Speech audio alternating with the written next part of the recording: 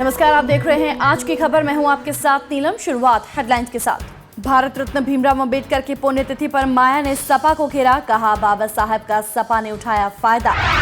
बाबरी विध्वंस की 24वीं बरसी आज 6 दिसंबर 1992 को डहाया गया था विवादित ढांचा।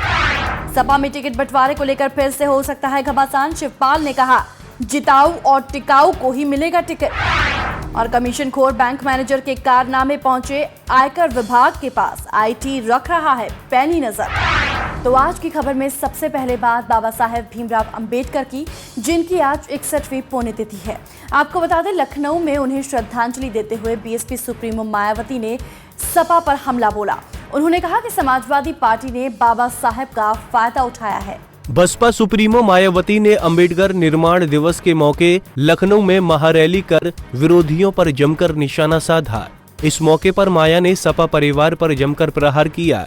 उन्होंने कहा कि आज जो भी सपा परिवार है वो बाबा साहब अंबेडकर की देन है, लेकिन मुलायम और उनका बबुआ एहसान फरामोश है। बसपा सुप्रीमो यही नहीं रुकी, उन्होंने पीएम मोदी पर हमला बोलते हुए कहा कि पीएम ने लोगों को गुमराह करने के लिए बिना तैयारी के नोटबंदी का फैसला लिया है। माया ने कांग्रेस को भी आड़े हाथों लेते हुए कहा कि कांग्रेस की वजह से मुस्लिम लोग उपेक्षित रहे हैं।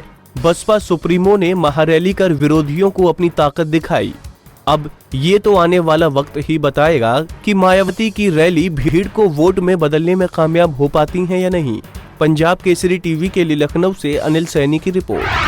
24 साल पहले आज ही के दिन अयोध्या में बाबरी मस्जिद को ध्वस्त किया गया था, जिसके बाद फैले धार्मिक उन्माद में 2000 से भी ज्यादा लोगों की जान गई थी।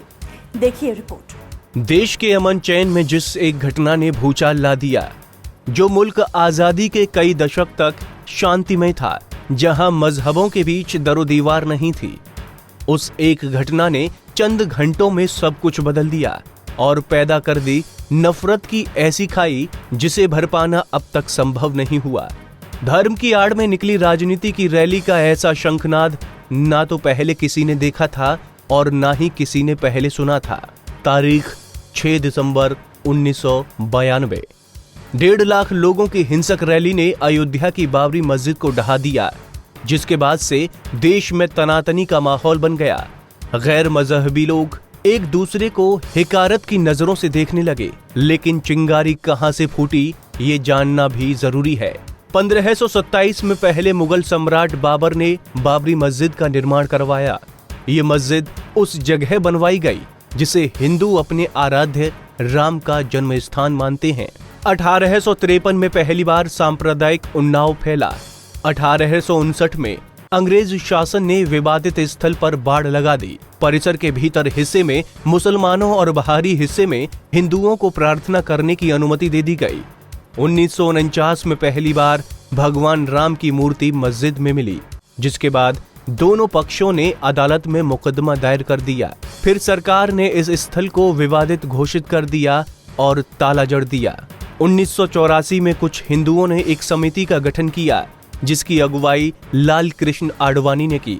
1986 में जिला मजिस्ट्रेट ने हिंदुओं को पूजा करने की अनुमति दे दी। 1989 में विश्व हिंदू परिषद ने राम मंदिर निर्माण के लिए अभियान तेज कर दिया और विवादित स्थल के पास राम मंदिर की नींव रखी। 1990 में विश्व हिंदू परिषद के कार्यकर्ताओं ने बाबरी मस्जिद को कुछ नुकसान पहुंचाया। 1992 में विश्व हिंदू परिषद, शिवसेना और भारतीय जनता पार्टी के कार्यकर्ताओं ने 6 दिसंबर को बाबरी मस्जिद को ध्वस्त कर दिया। इसके बाद देश भर में हिंदू और मुसलमानों के बीच सांप्रदायिक दंगे भड़क उठे, जिसमें 2000 से ज्यादा लोग मारे गए।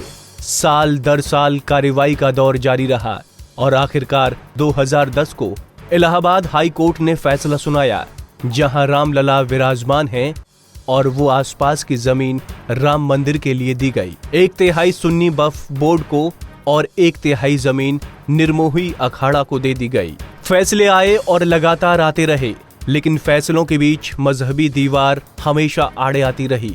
कभी सियासी नेताओं ने इसे हवा दी तो कभी मजहबी नेता नफरत की आग में घी डालते रहे। लेकिन 24 साल बाद आज भी अयोध्या सिसक रही है और फैसले के दोराहे पर खड़ी हो अमन की भीख मांग रही है। फैजाबाद से अभिषेक सावंत की रिपोर्ट, पंजाब केसरी टीवी। पारिवारिक घमासान के बाद समाजवादी पार्टी में एक बार फिर से घमासान मचता हुआ दिखाई दे रहा है।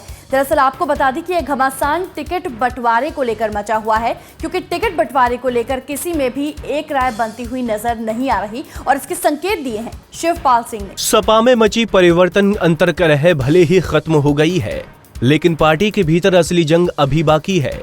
ये संकेत शिवपाल के उस बयान के बाद मिले हैं जिसमें उन्होंने कहा है कि पार्टी सिर्फ जिताऊ और टिकाऊ विधायकों को ही टिकट देगी। सितंबर और अक्टूबर में चले घटनाक्रम के बाद पार्टी में अंदर खाने ये फैसला लिया गया था कि शिवपाल यादव को प्रदेश अध्यक्ष पद की कमान मिलेगी और टिकट बंटवारे को लेकर अखिलेश के फैसले माने जाएंगे। लेकिन कैबिनेट मंत्री शिवपाल के बयान के बाद ऐसे कयास लगाए जा रहे हैं कि टिकट बंटवारे को लेकर वो भी फैसले लेंगे। ऐसे में दोनों के बीच तनातनी बढ़ सकती है, क्योंकि जिस तरह से प्रदेश अध्यक्ष बनते ही शिवपाल ने पार्टी से बाहर कर संगठन में नए लोगों की एंट्री की थी, उससे अखिलेश खासे नाराज थे। लिहाजा साफ है कि टिकट बंटवारे को लेकर चाचा भतीजे आमने सामने हो सकते हैं। नोटबंदी के बाद कमीशन खोरों की फेहरिस्त अब सामने आने लगी है। तमाम जगहों पर बैंक मैनेजर्स के पकड़े जाने के बाद अब आयकर विभाग इन पर पैनी नजर रख रहा है। कमीशन लेकर 2000 रुपए के नोट देने वाले कुछ बैंक मैनेजरों पर तो परिवर्तन निदेशालय और अन्य जांच एजेंसियों ने शिकंजा कसा है, लेकिन बावजूद इसके ऐसे कई मैनेजर अब भी कार्रवाई के दायरे में हैं। लेकिन कुछ कमीशन खोर बैंक मैनेजरों के कारनामे अब आयकर विभाग तक पहुंचने लगे हैं।